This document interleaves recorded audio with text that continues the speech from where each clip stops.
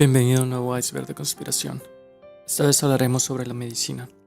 Recientemente, el canal Tristan Terror realizó un iceberg sobre el IMSS. Yo, al ser médico elaborado en IMSS, me gustaría aclarar un poco sobre las cosas que se habló. Quisiera mandarle saludos a Ángel Rodríguez y Karen Villarreal por ser los primeros en comentar en el iceberg pasado sobre la Biblia. Recuerda unirte al grupo en Facebook y suscríbete. Otra teoría que mencionó el iceberg fue sobre los niños cambiados en el IMSS. Esto desgraciadamente no es una teoría, es algo que ha sucedido y que ha sucedido en muchísimos estados.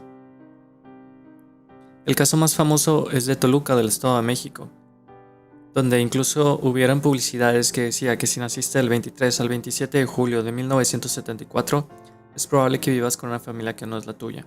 Sin embargo, esto ha sucedido en múltiples estados, municipios y en muchas ciudades. Hay que recordar que la raza humana es malvada. Hay personas que simplemente hacen cosas malas, y esta es una de ellas. Han habido muchísimos casos y voy a intentar anexar imágenes e historias para que puedan verlo por su propia cuenta.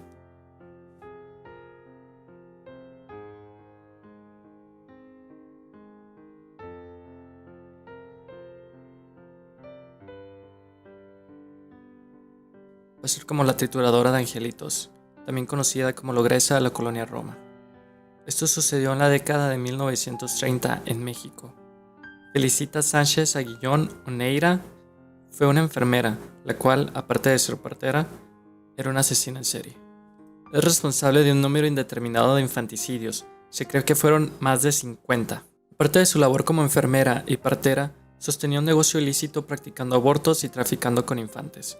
Pero estas actividades solo escondían algo aún peor. Ella tenía una carnicería humana. Ella inició atendiendo partos en su casa, la cual era rentada. A su casera no le molestaba mientras el sitio estuviera limpio. Pronto empezó a destacar el hecho de que mujeres adineradas acudían a consulta con la mujer, lo cual empezó a llamar la atención que mujeres de alta capacidad adquisitiva recurrieran a una partera en un barrio marginal para atender su embarazo. Antes de iniciar siendo una asesina en serie, empezó a vender a los niños recién nacidos que sobrevivían. Empezó a traficar también con niños que compraba de madres que por una u otra razón le vendían a sus hijos, bajo la promesa de que los colocaría en una buena casa. Ella fue detenida por lo menos en 2 ocasiones en la década de 1910 por tratar de vender un bebé, pero salió libre tras pagar una multa. Sin embargo, los niños que ella no lograba vender empezó a asesinarlos sin mencionar que muchos infantes perecieron bajo su cuidado. Cuando atraparon a sus cómplices, ellos relataban que ella bañaba a las criaturas con agua helada, no les daba de comer durante periodos considerables de tiempo, los dormía en el piso y a veces los alimentaba con carne o leche podrida. Sus métodos para ejecutar eran asfixia, envenenamiento, apuñalamiento y hasta inmolación. Generalmente los estrangulaba o asfixiaba. Ya fallecidos procedía a descuartizarlos. Los restos generalmente los tiraba a las alcantarillas, a veces los desechaba en depósitos de basura y otras veces los incineraba en una caldera. Incluso llegó a quemarlos vivos. El 8 de abril de 1941, la alcantarilla del edificio de Salamanca, donde vivía Sánchez Aguillón, se tapó. El dueño, llamado Francisco Páez, mandó a llamar un plomero y albañiles. Los albañiles levantaron el piso del negocio para poder acceder a la cloaca, donde encontraron un pequeño cráneo humano. Rápidamente la prensa y la policía se hicieron presentes. Al entrar a la habitación de la enfermera, encontraron diversos cráneos y fotografías de niños, trofeos, un comportamiento típico en los asesinos seriales al coleccionar recuerdos que relacionan con su víctima. Sin embargo, ella se había fugado. El 11 de abril de 1941, la detienen junto con su amante. Lo peor de todo es que México siendo México, aparentemente el juez que llevó el caso consideró que la mujer alcanzaba fianza, lo cual facilitó la salida de Sánchez antes de que la fiscalía pudiera apelar el fallo. Su ex esposo, Carlos Conte, pese a que ya no sostenía una relación sentimental con Felicitas, fue quien pagó la fianza, lo cual equivalía aproximadamente a 600,000 pesos mexicanos actuales, aproximadamente $30,000. En junio de 1941 salió libre.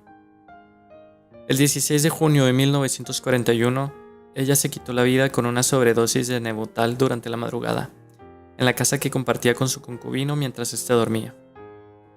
Ahora sí vamos a tocar una de las leyendas que mencionó el canal de terror Tristan Terror sobre la planchada. La planchada originalmente es una leyenda que existe desde hace mucho tiempo.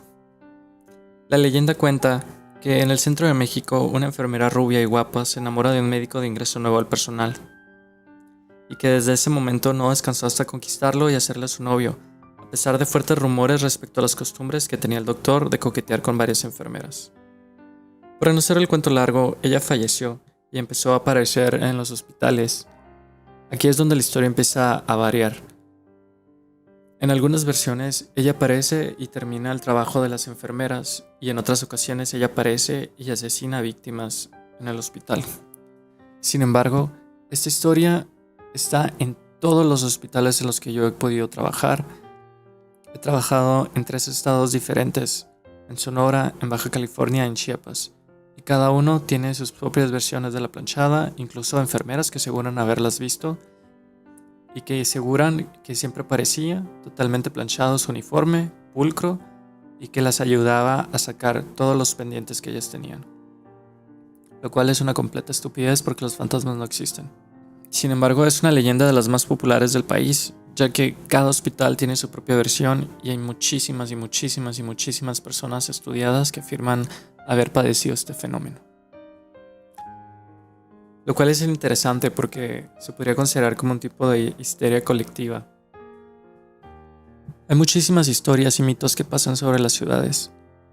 Me gustaría tocar más el tema de las negligencias, ya que es un tema bastante delicado y que mucha gente que no está relacionada al área de salud lo comprende.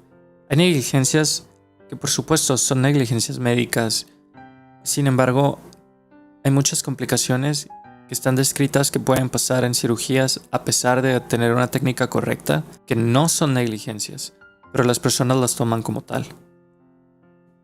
Si este video tiene éxito, voy a explicar un poco más de los icebergs que hay sobre este tema. Suscríbete y gracias.